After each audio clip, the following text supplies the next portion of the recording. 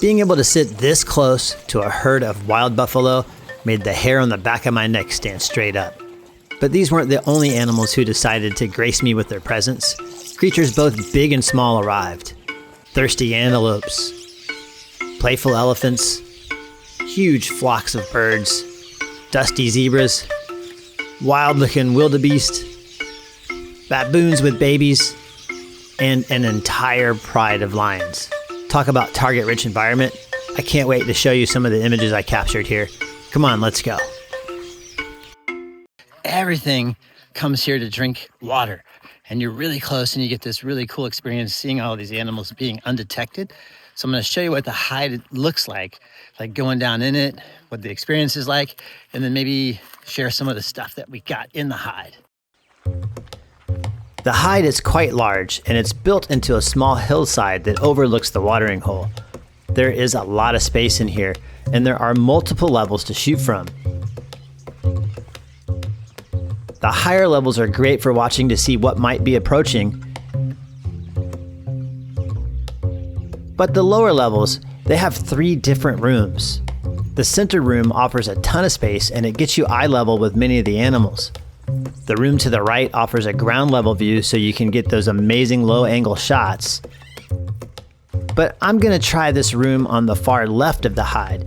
It has a low angle shot and an eye level shot as well. The first animal to arrive was this large lone buffalo. At least I thought it was a lone. Apparently this big boy was a scout who quickly sent out the word to the rest of the herd. At first, I thought there would be maybe a dozen or so, but they just kept coming, and the next thing I knew, I was sitting right beside the strangest pool party I had ever been to. But the beauty of the hide is safely getting very close to these animals, and as soon as I noticed the oxpeckers, all those little birds you see crawling all over them, I knew exactly what I wanted to do. I wanted to photograph the birds. These little oxpeckers are looking for an easy meal, and because they spend most of their time on the backs of large mammals, they find a plethora of plump, precious parasites worthy of a nice picnic. The perfect example of a symbiotic relationship. The birds get a nice meal, and they help rid the buffalo of parasites. The birds are also great at spotting large predators and sounding the alarm. Seeing them bounce around on the buffalo was amazing, but I had a specific shot in mind. I wanted a buffalo looking right at me with its horns perfectly symmetrical, and of course with an oxpecker gleefully prancing somewhere on its head. I wasn't asking for much, and because there were so many buffalo, finding that moment just took a few minutes, and this is exactly what I was looking for. And as if the buffalo knew that I had the shot that I wanted, they all left. All except for one. I don't know if you can hear it, but this one is asleep, and it's snoring.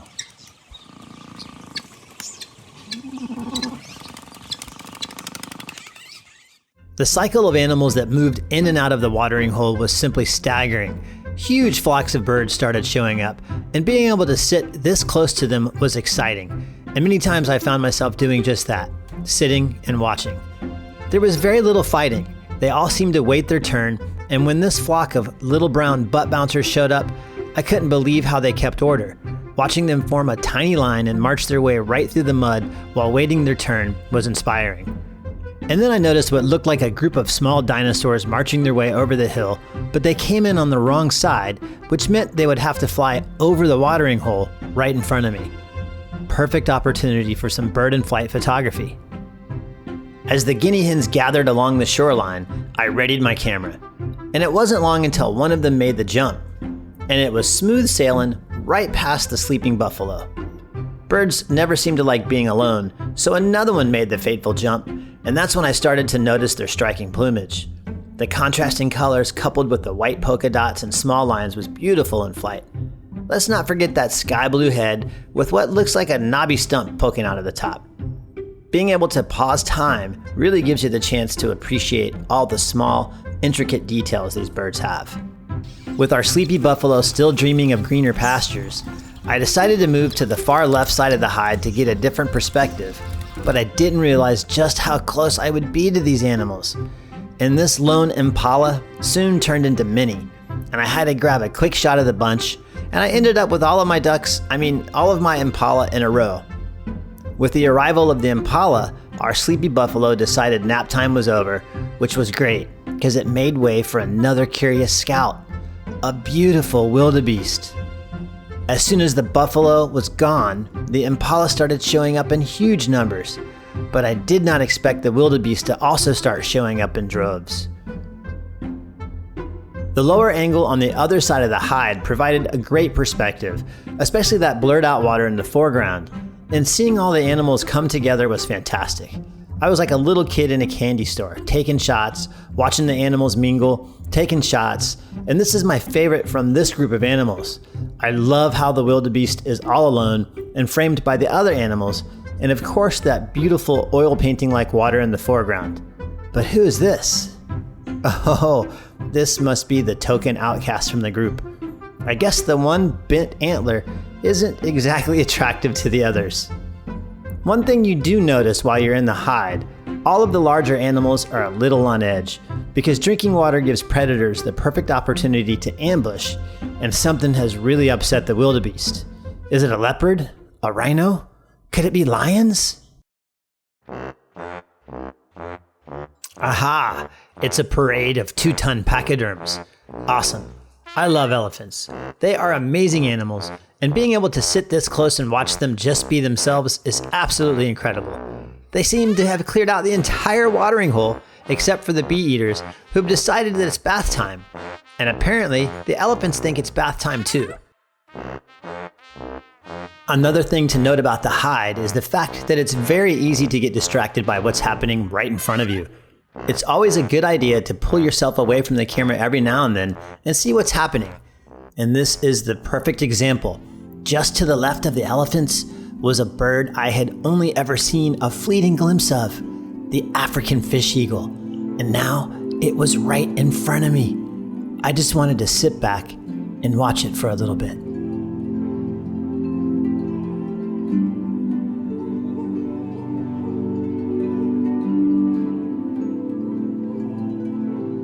It was at this moment I realized this is the perfect location to bring people and teach them photography. You can join me on a photography workshop here. Just check the description for more information. While I was busy watching the eagle, the elephants departed, but the bee eaters were putting on an amazing show. The first one came in really close, creating a nice silhouette reflection before plunging headfirst into the water. It exited the water away from me, but then turned around and gave me this nice head-on shot. The next bird that came in just wanted to show me how beautiful its feathers were in that afternoon light. And who could blame it? Look at the amazing plumage highlighted by some magnificent backlighting. But this bird just didn't want to go in the water. The next one did, and I missed the entry, but I got this nice exit shot with all of the water droplets in the air. The last bird came in low on the breeze, and as it banked, it gave me this beautiful reflection on the surface of the water before splashing headfirst into the murky pool. And even though it exited the water facing the opposite direction, I still loved the shot because it highlights all of the water droplets in the air as it made its way out. While I was busy photographing the bee eaters, something had changed. The entire place had become very, very quiet. But then the bird sounded the alarm, and everything started running away. Lions. Nothing clears a watering hole faster than the apex predator of the area.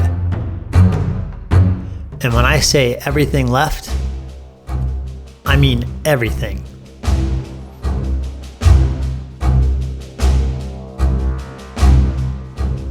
I know I'm in the hide, but being this close to a couple of lions was a massive adrenaline rush.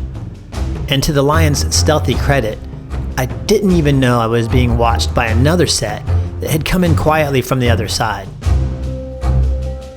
And as soon as I made eye contact with them, they both stared right into my soul. So I quietly made my way to one of the higher levels, and by the time I got there, the entire pride had arrived.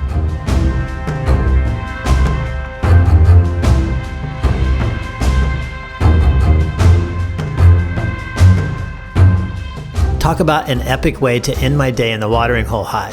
This was it. Easily one of the best wildlife experiences I have ever had.